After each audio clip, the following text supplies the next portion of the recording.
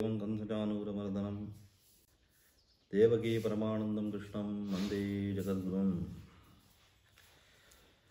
तर मागच्या दोन पाठाच्या माध्यमातून आपण पाहत आलो किंवा आपण पाहिलं की कशा प्रकारे केवळ काय तर विषयाचं केलेलं जे चिंतन आहे हे विषयांचं केलेलं चिंतन कशा प्रकारे सर्व अनर्थाचं मूलभूत कारण ठरतं. थोडं जरी विषयांचं असणारं चिंतन साधकाच्या जीवनामध्ये त्या साधकाची असणारी दिशा विषयाचं चिंतन दशा बनवून टाकते, दिशेला दशा बनवते.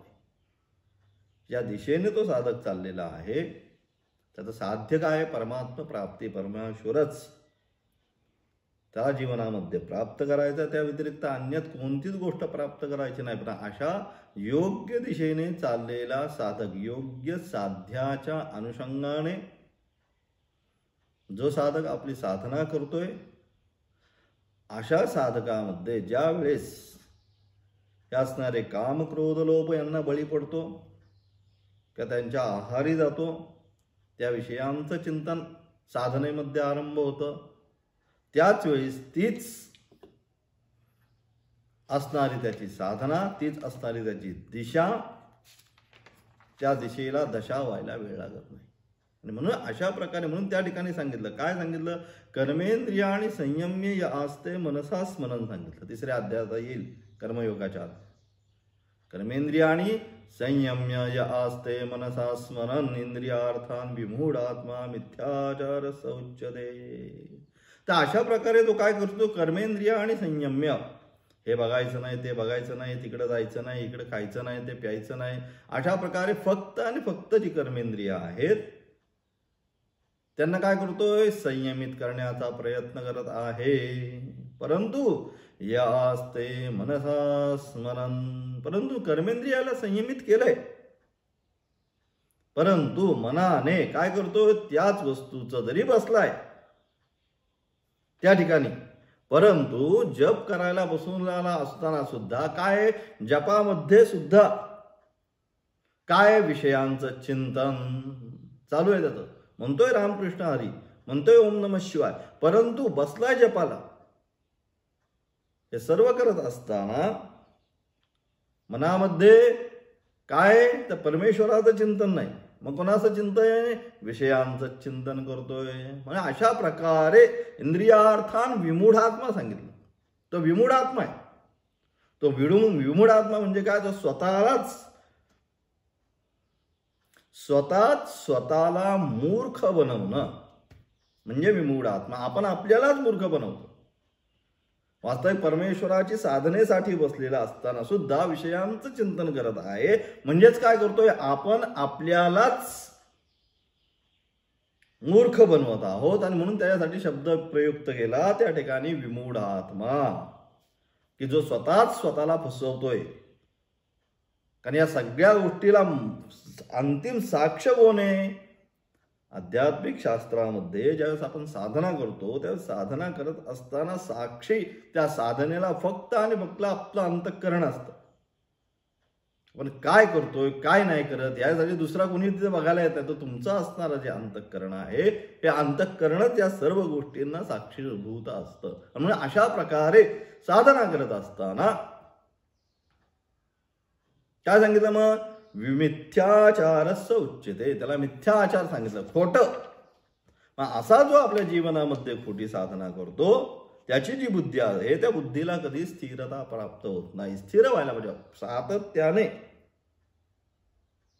जर आपण पाहिलं तर दुसऱ्या अध्यायामध्ये, जर आपण पाहिलं दुसऱ्या अध्यायामध्ये सातत्याने हाच विषय आतापर्यंत सांगत आले. कोणता? व्यवसायात्मिका बुद्धी एकेह गुरुनंदन, की व्यवसायात्मिका बुद्धी क्या आहे? ती व्यवसायात्मिका बुद्धी कशा प्रकारे प्राप्त होईल? आणि ज्याची व्यवसायात्मिका बुद्धी प्राप्त झाली त्याच्या जीवनामध्ये त्या परमेश्वराच्या व्यतिरिक्त अन्य काही नाही. जसं गोपींचा दृष्टांत, त्यांना काय होतं? परमेश्वराच्या व्यतिरिक्त परमेश्वर प्राप्तीसाठी काय होती? एक व्याकुळता होती. आणि ती व्याकुळता असल्यामुळे काय व्हायचं, त्यांची सगळी जी कर्म करत असताना त्यांना त्या परमेश्वराचा ध्यास असायचा मनामध्ये. कर्म तर सगळी घरातली करायचे, परंतु ही सर्व कर्म करत असताना त्यांचं जे चित्त आहे त्या चित्ताला परमेश्वराचीच व्याकुळता लागलेली आहे. म्हणजे जोपर्यंत, सांगायचं तात्पर्य काय की जोपर्यंत या मनाला, या अंतःकरणाला परमेश्वराची प्राप्तीची व्याकुळता पाहिजे, ज्यांना ज्यांना परमेश्वर प्राप्तीची व्याकुळता निर्माण झाली, गजेंद्राला त्या ठिकाणी व्याकुळता नंतर निर्माण झाली. पहिल्यांदा त्याला वाटलं हो होऊन जाईल, काय हे माझेच आहेत, हे काही दूरचे नाहीत, हे मला सहज काय करतील, या सरोवरामधून बाहेर काढतील. म्हणून 1 2 करत करत सगळे सोडायला ज्यावेळेस लागले, सगळ्यांनी प्रयत्न केला, परंतु प्रयत्न झाल्यानंतर काय झालं, प्रत्येक जण एक एक एक एक एक एक सुटायला लागला. मग काय झालं, मग आता त्याच्यामध्ये परमेश्वराची असणारी व्याकुळता निर्माण झाली की परमेश्वरा व्यतिरिक्त मला आता कोणीही या सरोवरातून बाहेर काढू शकणार नाही. आणि अशी ज्यावेळेस व्याकुळता निर्माण होते साधकाच्या मध्ये, ही व्याकुळता पाहिजे. संतांमध्ये ती व्याकुळता होती, महाराजांमध्ये ती व्याकुळता होती. म्हणून म्हणतात आता न फिरे माघारी, म्हणतात की काही हो की मी ह्या परमेश्वर प्राप्तीच्या मार्गावरती आता पुढे आलोय ना, आता कुठल्याही परिस्थितीमध्ये मी मागे फिरणार नाही. व्याकुळता पाहिजे साधकाच्या जीवनात. आपल्या जीवनामध्ये अजून व्याकुळता निर्माण होत नाही, कारण का तर आपला अजून विषयांचं चिंतन आहे. शबरीला वयाच्या 8व्या वर्षीच सांगितलं काय की राम भेटायला येणार आहेत या आश्रमामध्ये. वयाच्या 8व्या वर्षापासून वयाच्या 80 वर्षापर्यंत ती व्याकुळता होती की राम येणार, राम येणार, राम येणार. म्हणजे आणि राम येणार या अनुषंगाने ती व्याकुळता वयाच्या 8व्या वर्षी जी मनामध्ये निर्माण झाली ती 80 वर्षापर्यंत सातत्य होतं. की दररोज उठल्यानंतर काय तेच काम की काय माझे राम येणार आहेत, मग माझा आश्रम साफ केला पाहिजे, इथं तोरण बांधलं पाहिजे, इथं राम बसणार आहेत, ही जागा सोडवली पाहिजे, रामांना गार पाणी आणून ठेवलं पाहिजे, रामांना असं केलं पाहिजे, रामाला ही फळं आणून ठेवली पाहिजे, रामांना ती फळ. म्हणजे हे सगळ्या तिच्या असणाऱ्या ज्या क्रिया होत्या त्या शबरीच्या, या सर्वच्या सर्व क्रिया काय झाल्या, सगळ्या तिच्या इतक्या वर्ष तपानुतपतीच्या असणाऱ्या सर्व क्रिया ज्या होत्या या राममय झाल्या होत्या. तिला त्या व्यतिरिक्त दुसरं कोणतं चिंतनच नसायचं. ही असणारी व्याकुळता की दुसरं काहीच चिंतन नाही. राम येणार, राम इथे बसणार, रामांना मी खायला काय करू, राम कुठे बसतील, राम कसं करतील, मग माझं हे कसं करू, आश्रम स्वच्छ कसा करू. म्हणजे फक्त रामासाठी तिची असणारी सर्व क्रिया होत होती. आणि म्हणून लहानपणापासून ते वयाच्या का 80 ज्यावेळेस असेल तोपर्यंत त्या रामाचीच असणारी सेवा, त्या रामाचंच असणारं चिंतन करून करून तिचा एवढा रामावरती अधिकार प्राप्त झाला होता.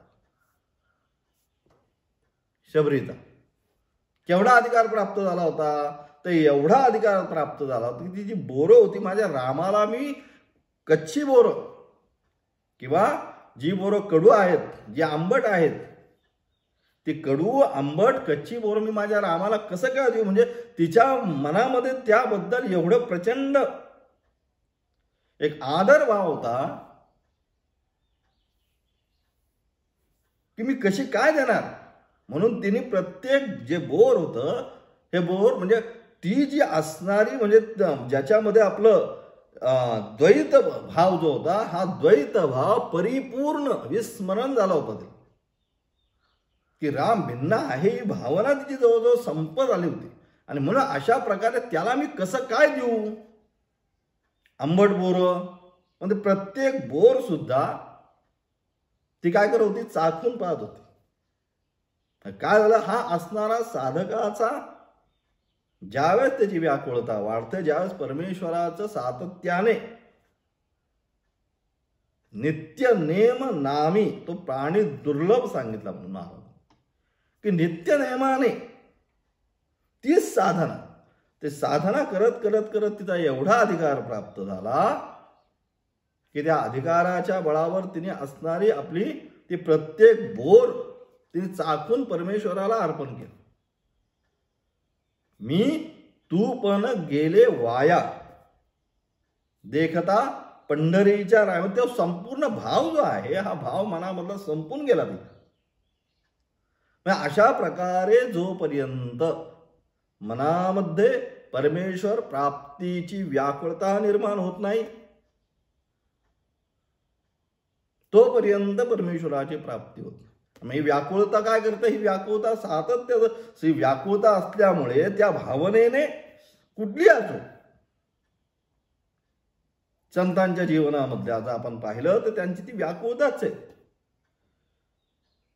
जोपर्यंत तुम्ही अनन्य म्हणून भगवंत म्हणतात अनन्य भावाने सर्व धर्मांमरित्यज्य, हे जे गीतेमधले श्लोक आहे काय सांगतात, ही तेच साधकाची असणारी वृत्ती जी आहे कशा प्रकारे असावी अनन्य भावाने. ज्यावेळेस तू शरण येशील त्याच वेळेस द्रौपदी जोपर्यंत माझे पती येईल, माझा अमुक येईल, माझे सासरे बसलेत, माझे हे बसलेत, माझे ते बसलेत, हे सगळं जोपर्यंत बोलत होती तोपर्यंत ती फक्त त्यांच्यावरच नजर होती त्यांची. माझे एवढे 5 पती आहेत ते मला वाचवतील. ज्यावेळेस कोणी नाही आले त्यावेळेस अनन्य भावाने भगवंताला शरण गेली. अनन्य भावाने ज्यावेळेस दोन्ही हात वर केले की भगवंत तुम्हीच आहे, तुमच्या व्यतिरिक्त आता कोणी नाही, ही व्याकुळता ही असलेली अनन्य शरणागती. त्याच वेळेस म्हणून सर्व धर्मान सांगितलं भगवंताने परित्यज्य, सगळ्याच्या सगळे जे जे जे मानतोयस तू स्वतःला ते सगळ्याच्या सर्व ज्यावेळेस तू सोडून येशील त्याच वेळेस मी तुला प्राप्त होईल. आणि अशा प्रकारे ज्यावेळेस साधक आपली साधना परमेश्वरासाठी अनन्य भावाने करत असतो त्याच वेळेस त्याच्या अंतःकरणामध्ये असणारे हे सगळे काम क्रोध लोभ मोह मद मत्सर हे जे काय आहे हे वैरी आहेत, सन्मार्गावरचे लुटारू आहेत, हे सन्मार्गावरचे. हे सर्वच्या सर्व त्यांचा त्या ठिकाणी नाश होऊन जातो. कधी, त्याची साधना अनन्य भावाने पाहिजे. परमेश्वरच मला प्राप्त झाला पाहिजे, परमेश्वरा व्यतिरिक्त अन्य काही मला प्राप्त नाही झालं पाहिजे. या अनुषंगाने ज्यावेळेस ती साधना करत जाईल त्याच वेळेस, आणि म्हणून अशा प्रकारे जर त्या अनुषंगाने साधना नसेल आणि विषयांचं चिंतन करत साधना असेल तर तो मिथ्याचार सुद्धा राहिला आणि त्याची त्या ठिकाणी बुद्धीची स्थिरता सुद्धा त्याला प्राप्त होत नाही. बुद्धीची स्थिरता प्राप्त होणं साधन मार्गामध्ये अत्यंत महत्वाचं. काही करा, पांडुरंग आहे तर पांडुरंगच आहे, पांडुरंगाच्या व्यतिरिक्त अन्य कोणतीच गोष्ट नाही, ही बुद्धीची स्थिरता आहे. आणि ते महाराजांना जमलं आणि म्हणून ते म्हणतात बोलावा विठ्ठल. काय जे काय असेल ते काय फक्त आणि फक्त पांडुरंगच आहे, सर्व विठ्ठलच आहे. जळी स्थळी काष्टी पाशाणी जे आहे ते काय फक्त आणि फक्त कोण आहे तर विठ्ठलच भरलेला आहे. ही भावना ज्यावेळेस मनामध्ये निर्माण झाली त्यावेळेसच त्यामध्ये असणारे अंतःकरणामध्ये असणारे काम क्रोध लोभ हे जे आहे ते आता सांगितलं की त्याचं नुसतं चिंतन केलं तरी काय होतं, बुद्धिनाशात प्रणश्यती. पर विषयांचं असणारं चिंतन थोडं जरी झालं तरी काय होतं, तो त्या साधकाचा नाश केल्याशिवाय राहत नाही. म्हणजे अशा प्रकारे सर्व अनर्थमूल मुक्तम विषयाभिध्यायम, काय तर विषयांचं असणारं चिंतन काय, या सर्व ज्या अनर्थ आहेत जीवनामध्ये या सर्व अनर्थाचं मूलभूत कारण जर काय असेल तर त्या सर्व अनर्थाचं मूलभूत कारण म्हणजे फक्त आणि फक्त विषयांचं असणारं चिंतन हे सर्व अनर्थांचं मूल कारण. आणि म्हणून अशा प्रकारे विषयांचं असणारं चिंतन सोडून ज्यावेळेस साधक फक्त आणि फक्त परमेश्वराचंच चिंतन आपल्या जीवनामध्ये आरंभ करतो, तेव्हाच त्याला काय ते परमपद प्राप्त झाल्याशिवाय राहत नाही. आणि म्हणून अशा प्रकारे अथ इदानीं मोक्ष कारण इदमुच्यते. अशा प्रकारचं विषयांचं चिंतन जर त्याचा नाश करत असेल तर मग मोक्षासाठी काय कारण, त्या मोक्षासाठी असणारं जे कारण ते पुढच्या 2 श्लोकांच्या द्वारे या ठिकाणी सांगण्याचा प्रयत्न करतात. मग काय म्हणतायत, रागद्वेष वियुक्तैस्तु विषयानिंद्रियश्चरन् आत्मवश्यैर्विधेयात्मा प्रसादमधिगच्छति. प्रसादमधिगच्छति कधी वशीभूत अंतःकरण. आता अंतःकरण काय झालंय, वशीभूत झालंय. रागद्वेष वियुक्तस्तु नंतर रागद्वेष रहित झालेलं. आणि अशा प्रकारे ज्यांचं अंतःकरण काय झालं, स्वतःच्या वशमध्ये, त्यांच्या वशमध्ये हा नाही झालेला, म्हणजे इंद्रियांच्या अधीन हा नाही झाला. आता काय केलंय, याने इंद्रियांना आपल्या अधीन करून घेतलेलं आहे. फरक लक्षात घ्या ना. म्हणजे अशा प्रकारे वशीभूत अंतःकरण. अंतःकरण तो जर म्हटला की नाही आता इकडं ते नाही, म्हणजे परमेश्वराचं चिंतन करायचंय, तर बिलकुल इंद्रिय इकडे तिकडे आता जाणार नाही, तर परमेश्वराचंच चिंतन करतील. अशा प्रकारे वशीभूत अंतःकरण आणि रागद्वेष रहित. आता मग त्यामुळे काय झालं, वशीभूत झाल्यामुळे अंतःकरण आता विषयांकडे धावत नाहीये. अलग अलग त्यांना कळलं आता हे सगळे विषय काय, सर्व विषय विष समान. त्या ठिकाणी म्हणलं आचार्य म्हणतात काय, विषय हे विष समान आहे. विष तर काय, विष पिल्यानंतर मनुष्याचा मृत्यू, पण विषय पाहिल्याबरोबर हा फरक आहे दोघांमध्ये. की विष प्राशन केल्यानंतर मृत्यू, पण विषय समोर दिसले रे दिसले की काय होतंय, अंतःकरणाची चंचलता निर्माण होते आणि त्याचा नाश करता येते. म्हणजे अशा प्रकारे असणारे हे विषय हे काय, ते काय झाले, ज्यावेळेस अंतःकरण त्याचं वशीभूत झालं. आता अंतःकरण वशीभूत झालं, मग काय झालं, राग द्वेष रहित झालं. आता त्याच्यामध्ये आता राग पण नाही, द्वेष पण नाही, आसक्ती पण नाही. हेच करायचंय तेच करायचंय अमुक करायचं काही नाही. आता राग द्वेष रहित झालं, रहित आपल्या वश गेलेल्या. आणि इंद्रियांना काय केलंय, इंद्रियांद्वारे विषयांचे सेवन करीत जरी इंद्रियांमध्ये आता जरी तो कर्म करत राहिला तरी ती कर्म कोणती, आता केवळ शारीरम केवलम कर्म गीता, की शरीराने जेवढी शरीराला अपेक्षित आहे तेवढीच कर्म. तो साधकाचा विषय संपूर्ण आता या ठिकाणी चाललेला आहे. इतरांचा विषय या ठिकाणी आता येत नाहीये. त्यामुळे त्याला जेवढे अपेक्षित आहे, आता काय होतं, अत्यंत कमी त्याची कर्म पहिली राहतात. कारण काय सगळं सोडतच आलाय तो. त्यामुळे त्याला काय असे दिवसभर पाट्या टाकायची कामं आता राहत नाहीयेत, की हे करायचंय ते करायचंय, तिकडे जायचंय, अमुक करायचं तमुक करायचं, याच्या लग्नाला जायचंय त्याच्या लग्नाला जायचंय, काही आता त्याला राहत नाही. इथं तोंड दाखवून आलं पाहिजे, तिकडं तोंड आपलं सगळं जे अर्ध जीवन आहे तोंड दाखवतो. गेलो नाही तर तो काय होईल, नाराज होईल. तिथं गेलंच पाहिजे, तोंड दाखवलंच पाहिजे. मला नवरा नवरीला तोंड दाखवणार नाही, परंतु तिचा असणारा पिता माता त्यांना तरी तोंड दाखवून यायला पाहिजे. हे सगळं जे आपलं जे जीवनमान आहे हे सगळं याच्यामध्येच आपलं घरचं होतंय. आणि अशा प्रकारे याच्या का आता याला तसं कुठल्याही प्रकारे काम आता राहिलेलं नाहीये, की इकडे जायचंय ते करायचं, ह्याला भेटायचं त्याला भेटायचं, त्याला संतुष्ट करायचंय त्याला प्रसन्न करायचंय, हे असलं काही आता राहिलं नाहीये. हे सगळं त्यांनी कधीच सोडून गेलाय. मागे 3 पायऱ्या उतरून पुढे आला, आता चतुर्थ भूमिकेपासून पुढे निघालाय. आता तो ते सगळं तिकडे कोणाला प्रसन्न करायचं आणि कुणाला काय करायचं आणि कुणाला जवळ बसवायचं, कुणाला याचं काही राहिलेलं आहे. एक समान सगळा अवघा रंग एक झाला. आता काही त्याचं राहिलं नाही, याला प्रसन्न करा आणि त्याला प्रसन्न, आता काही नाही. म्हणून अशा प्रकारे इंद्रियांना वश करून, अंतःकरणाला वश करून, इंद्रियांच्या द्वारे आता जे काही त्याचं करा त्यात फार राहील, फार कर्म नाहीच जातात. म्हणून गीतामध्ये शारीरम शरीर धारणे करिता भिक्षाटनादी एवढंच कर.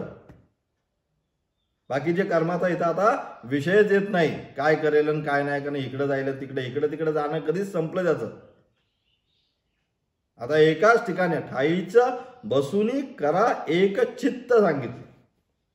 बघ किती जुळतंय सगळ्या गोष्टी एकमेकांना, की ठाईचं याच ठिकाणी एकाच ठिकाणी बसा. इकडे गेलो तिकडं काही आता कुठे जाऊ नका, सगळीकडे जाऊन आता झालं सगळं. आता विषय आता एका ठिकाणी बसा, ठाईचं बसूनी काय करा, मग करा एक चित्त. आणि चित्त काय, आता जे सातत्याने इकडे तिकडे भ्रमण करतंय ते भ्रमण करणाऱ्या चित्ताला आता एक पांडुरंगावरच त्या चित्ताची कॉन्सन्ट्रेशन करा. बाकी दुसरं काही नको. म्हणजे अशा प्रकारे, आणि मग काय करेल तो, अशा प्रकारे इंद्रियांच्या द्वारे ज्या विषयांचं सेवन करेल, जरी करत असेल तरी सुद्धा काय झालं, आता त्याच्या हातून होणारी जी कर्म जी आहेत ही सर्वच्या सर्व कर्म सात्विक दर्जाचीच कर्म आहेत. राजसिक आणि तामसिक कर्म गेली, संपून गेली. मग आता जी काही कर्म असेल, नवविधादी भक्ती सांगितली, अर्चनम श्रवणम पाद सेवनम पासून ते आत्मनिवेदन पर्यंत ही नवविधादी भक्ती सांगितली. ही सगळी जी कर्म आहे ती परत बघून घ्या मागे जाऊन, की सर्व होणारी कर्म ती परमेश्वरासाठीच करत असल्यामुळे काय झालं, आता त्याचं अंतःकरण प्रसादम आत्मवश्येर विधेयात्मा प्रसादम अधिगच्छति. काय वेळ ते अंतःकरण जे आहे, अशा प्रकारे ज्यावेळेस नवविध भक्तीच्या द्वारे परमेश्वराच्याच द्वारे होणारी कर्म करत असल्यामुळे त्या अंतःकरण जे आहे निर्मळ स्वच्छता अंतःकरण, त्याच्यामध्ये आता कुठल्याही प्रकारचं किलमिश आता त्यामध्ये राहणार नाही. अत्यंत स्वच्छ दर्जाचं आता अंतःकरण झालं. त्या अंतःकरणामध्ये आता काय झालं, आतापर्यंत जसं पाण्यावर शेवाळा आल्यानंतर काय होतं, सूर्य स्पष्ट दिसत नाही. मग कसं होतं, ते शेवाळं ज्यावेळेस आपण बाजूला करू त्यावेळेस त्याच पाण्यामध्ये स्पष्ट असा सूर्याचा प्रकाश दिसतो. त्याप्रमाणे या अंतःकरणावर रागद्वेषाचे असणारं सर्व शेवाळ, सर्व किलमिश ज्यावेळेस त्याने बाजूला करून टाकलं, त्यावेळेस त्याच अंतःकरणामध्ये आता स्पष्टपणे त्याला परमेश्वराचा आभास दिसायला लागला, स्पष्ट दिसायला लागला त्याला. आणि मग अशा प्रकारे ज्यावेळेस त्या अंतःकरणामध्ये परमेश्वर त्याला दिसायला लागला, त्याच वेळेस काय जायला लागला, आता ते असणारं अंतःकरण आता निर्मळतेला प्राप्त झालं. त्याच्यामध्ये सगळं कलमिश निघून गेलं. स्वच्छ अंतःकरण आणि स्वच्छ हा सूर्यप्रकाश स्वच्छ बाणामध्ये दिसतो, त्याप्रमाणे त्याला त्या अंतःकरणामध्ये परमेश्वराचा असणारा साक्षात्कार आता निर्माण झाला, किंवा आता त्याला मिळायला लागला, त्या अनुभव त्याला त्या ठिकाणी यायला लागला. आणि म्हणून अशा प्रकारे आचार्य काय म्हणतात त्याच्यावर भाष्य, रागद्वेष वियुक्तैः रागद्वेष वियुक्तैः रागश्च द्वेषश्च रागद्वेषौ तत्पुरस्सराहि इंद्रियाणां प्रवृत्तिः स्वाभाविकी. म्हणजे अशा प्रकारे काय, आसक्ती व द्वेष, विषयांमध्ये असणारी आसक्ती म्हणजे राग, मला हे पाहिजे, मला हे पाहिजे, आणि द्वेष, मला हे नको, मला हे नको, दोनच गोष्टी घडत असतात. आपण नीट सगळा विचार केला, एक पाहिजे आणि एक नको. ज्याच्यामुळे मला सुख प्राप्त होतं ते पाहिजे, आणि ज्याच्यामुळे दुःख प्राप्त होते ते नको. आणि म्हणून राग आणि द्वेष, आसक्ती व द्वेष यालाच रागद्वेष असं म्हणतात. या दोघांना घेऊनच इंद्रियांची स्वाभाविक प्रवृत्ती होत राहते. आणि इंद्रियांची असणारी जी प्रवृत्ती आहे ही प्रवृत्ती कशाच्या अनुषंगाने राहते, या रागद्वेषाच्या अनुषंगाने.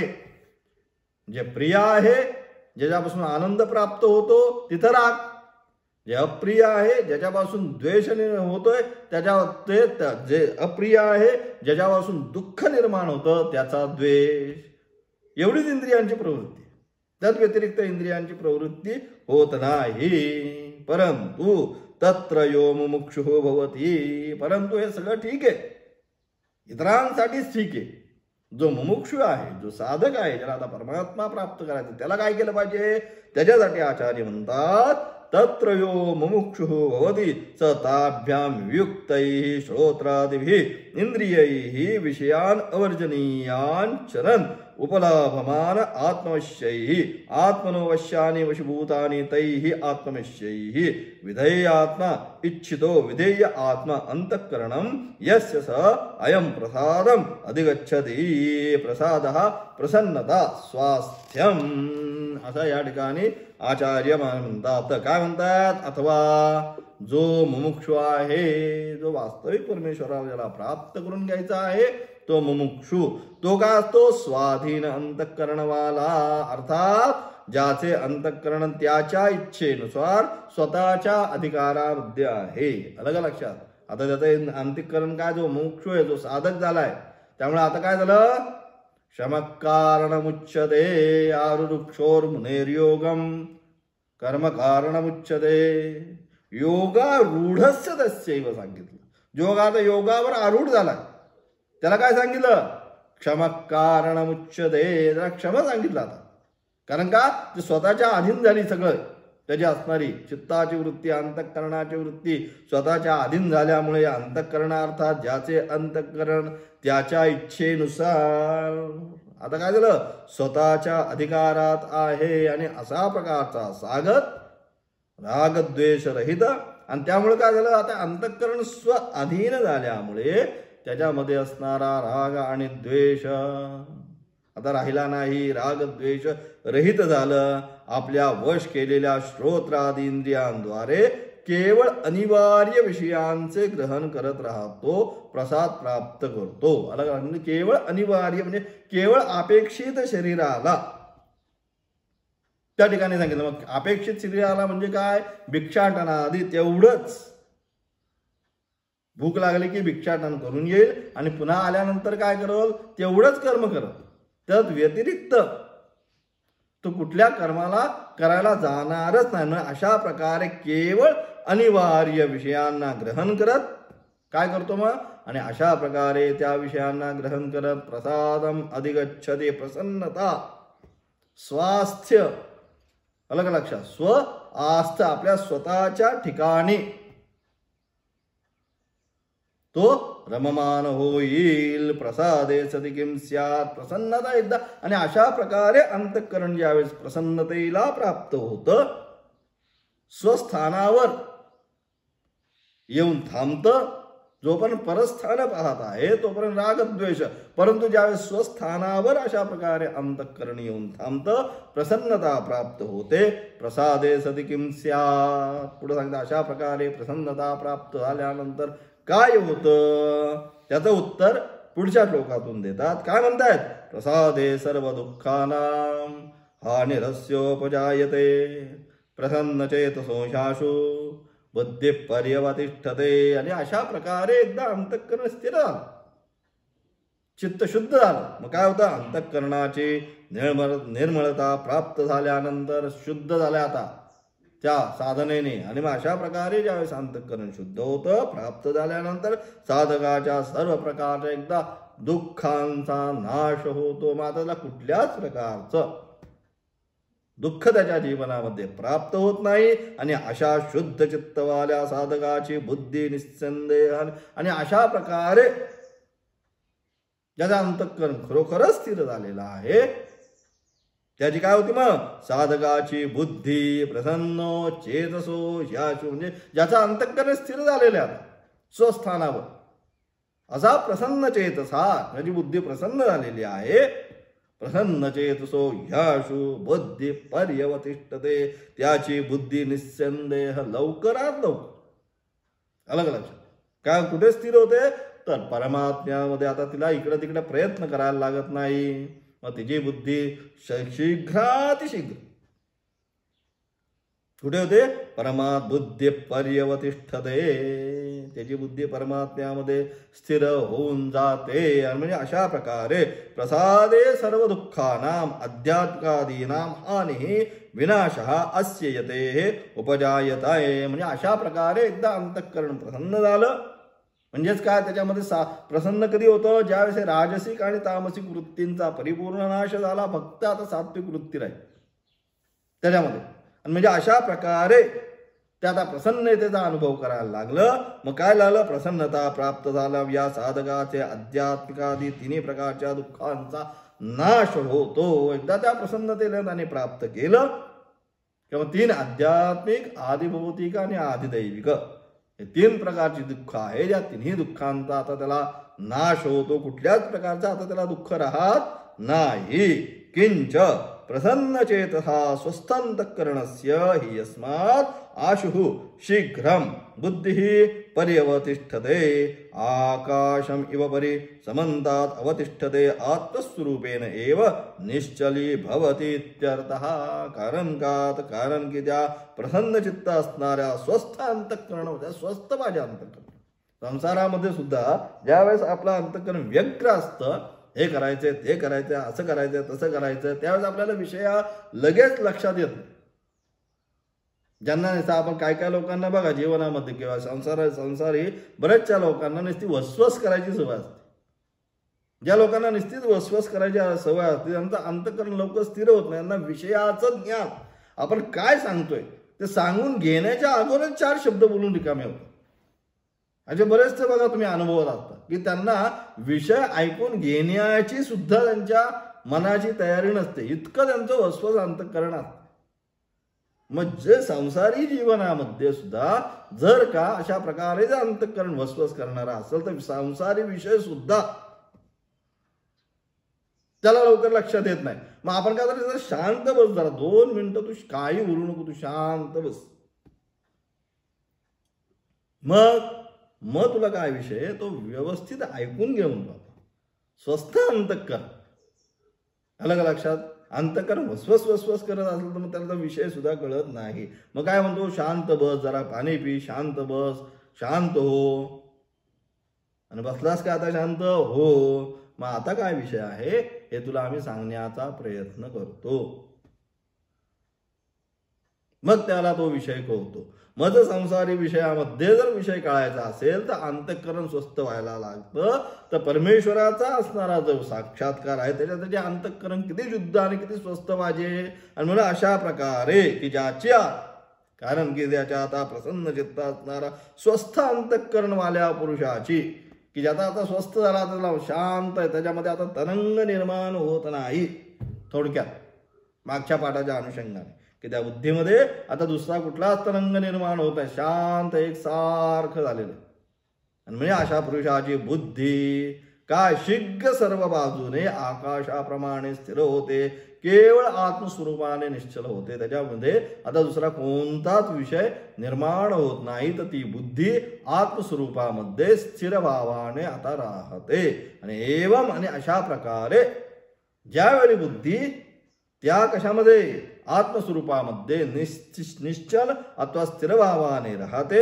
एवं प्रसन्न चेतसः अशा प्रकारे ती बुद्धी प्रसन्न अवस्थेमध्ये असल्या नंतर एवं प्रसन्न चेतसः अवस्थितः बुद्धेः कृतकृत्यता यतः तस्मात् रागद्वेषयुक्तैः इंद्रियैः शास्त्राविरुद्धेषु अवर्जनीयेषु युक्तः समाचरेत् इति वाक्यार्थः. म्हणजे अशा प्रकारे प्रसन्न चित्त आणि स्थिर बुद्धी वाल्या साधकास कृतकृत्यता प्राप्त होते.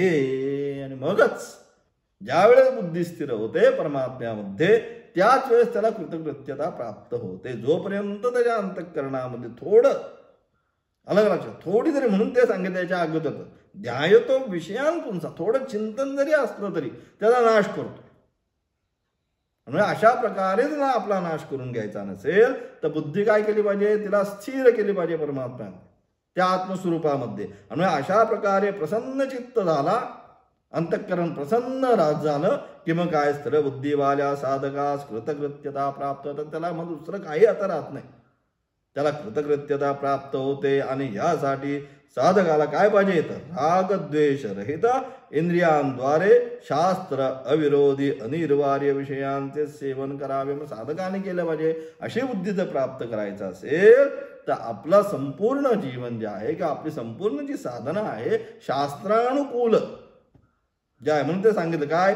शास्त्र अविरोधी, त्या ठिकाणी शास्त्राविरुद्धेषु अवर्जनीयेषु आणि जे अनिवार्य अशा प्रकारेच ज्या गोष्टी आहेत त्या गोष्टींचा आपल्या जीवनामध्ये काय करावं, सेवन करत राहावे. सा इयं प्रसन्नता स्तूयते.